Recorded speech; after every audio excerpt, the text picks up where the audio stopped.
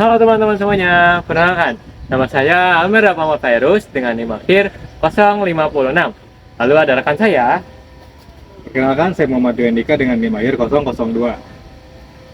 Dan saya Divan Nusantara dengan NIM akhir 053. Minasan, konnichiwa. Pada video kali ini, kami dari kelompok 5 akan membawakan pembahasan materi dokai yang bertema apa ya kira-kira? Ya, betul. Kare Jepang atau kare. Yuk, simak sampai habis. Hop, hop.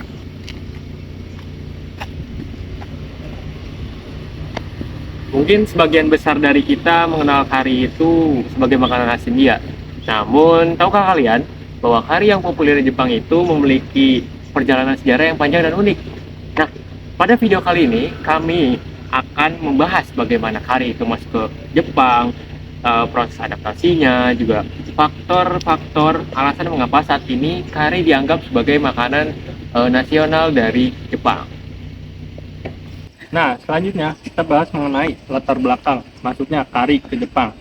Kari Jepang atau kari res dikenal sebagai salah satu makanan nasional Jepang.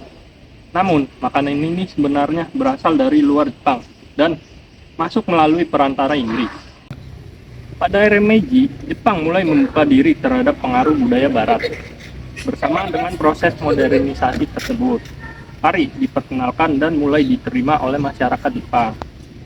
Menariknya, kari mengalami perubahan besar dari segi rasa, bahan, dan cara penyajian agar sesuai dengan selera masyarakat Jepang. Nah, itulah perjalanan kari dari makanan asing yang mahal menjadi makanan sehari-hari yang terjangkau, merupakan salah satu contoh sukses adaptasi budaya kuliner di Jepang. Dalam video ini terdapat 5 rumusan masalah utama yang akan kami bahas. Yang pertama, bagaimana proses sejarah awal masuknya kari dari masakan India melalui Inggris. Yang kedua, bagaimana proses adaptasi dari kari dari masakan India menjadi kari khas Jepang. Lalu yang ketiga, faktor apa saja yang menyebabkan kari tersebar luas ke seluruh Jepang. Yang keempat, mengapa kari saat ini dianggap sebagai makanan khas Jepang atau dengan priori. Lalu yang kelima, apa saja kelebihan dan kekurangannya. カレーライスを食べたことがありますか？日本のカレーライスを白いご飯の上にカレーをかけて食べます。このカレーはインド料理だと日本人は思っています。カレーは明治時代にイギリスから日本に紹介されました。18世紀にインドでカレーの作り方を覚えたイギリス人が国へ帰って作りました。インドのカレーは辛すぎましたから、イギリス人は作り方を変えた。食べやすくしました。日本人はこのイギリスの作り方を習いました。Apakah kalian pernah makan nasi kari? Nasi kari Jepang dimakan dengan cara menyiramkan kari di atas nasi putih. Banyak orang Jepang menganggap bahwa kari berasal dari India. Padahal, kari sebenarnya diperkenalkan ke Jepang dari Inggris pada zaman Meiji. Pada abad ke-18, orang Inggris mempelajari cara membuat kari di India, lalu membawa dan mengembangkan masakan tersebut di negaranya. Karena kari India asli dianggap terlalu pedas, orang Inggris mengubah resepnya agar lebih mudah dimakan. Jepang kemudian mempelajari versi kari dari Inggris tersebut. 今の彼にはいろいろな野菜が入っていますが、明治時代の彼には入っていませんでした。肉は牛肉などの他にエビやカエルを使いました。値段も高すぎましたから、普通の人はあまり食べることができませんでした。大正時代になって今と同じカレーになりました。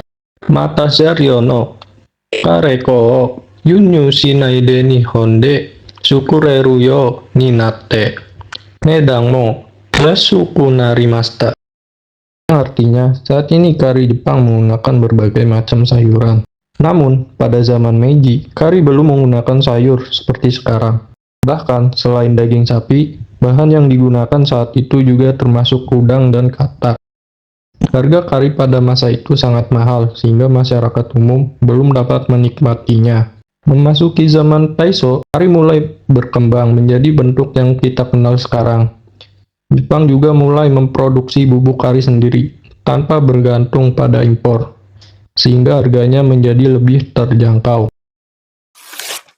肉や野菜がたくさん入ったカレーはとっても栄養がありますから軍隊でも作りました。軍隊でカレーを食べた人たちがうちでもカレーを作って食べました。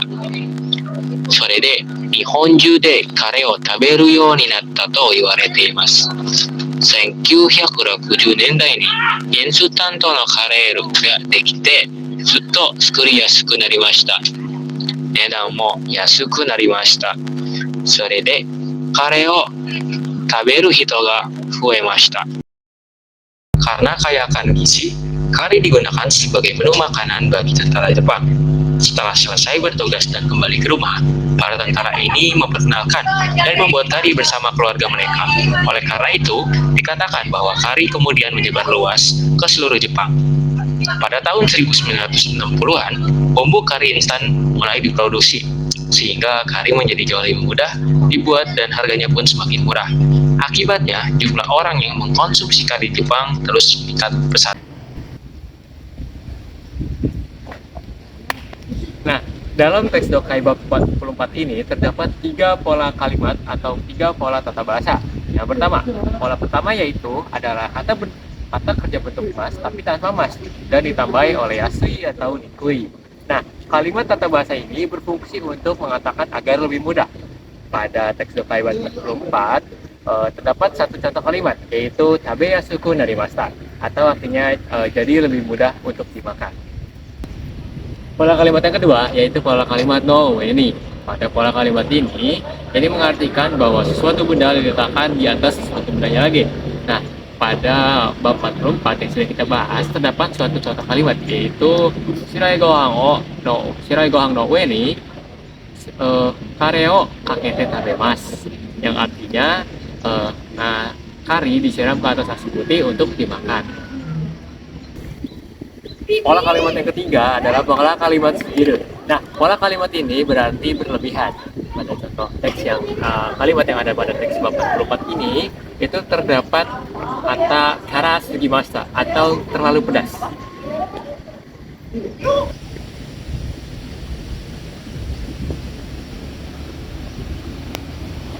Nah, sekarang kita udah masuk ke pembahasan nih guys. Kari masuk ke Jepang melalui pengaruh Inggris pada era Meiji dan awalnya dikategorikan sebagai yosoku. Itu masakan barat yang diadaptasi di Jepang. Agar sesuai dengan selera masyarakat Jepang, kari mengalami perubahan penting. Teksturnya dibuat kental, menggunakan raw, rasanya menjadi lebih manis, dan tidak terlalu pedas dengan tambahan bahan seperti apel parut, gula, dan madu. Selain itu, ditambahkan juga bahan lokal seperti kentang, wortel, dan daging.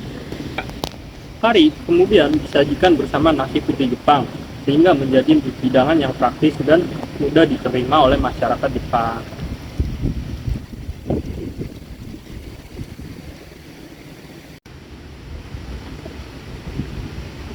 Penyebaran kari di Jepang dipengaruhi oleh 2 faktor utama.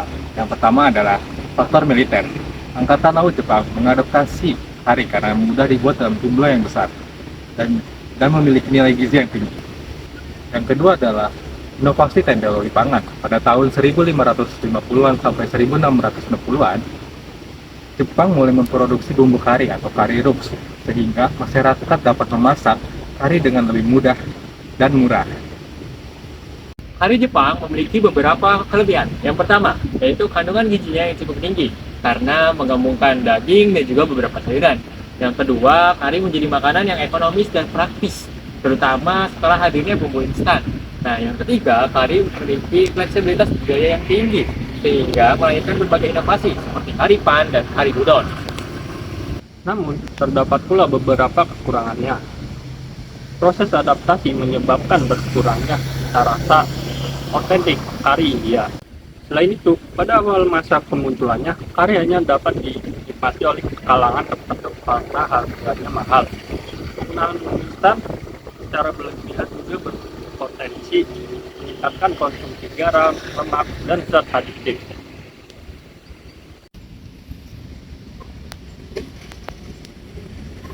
Sebagai kesimpulan, kari Jepang merupakan contoh nyata keberhasilan adaptasi budaya kuliner asing.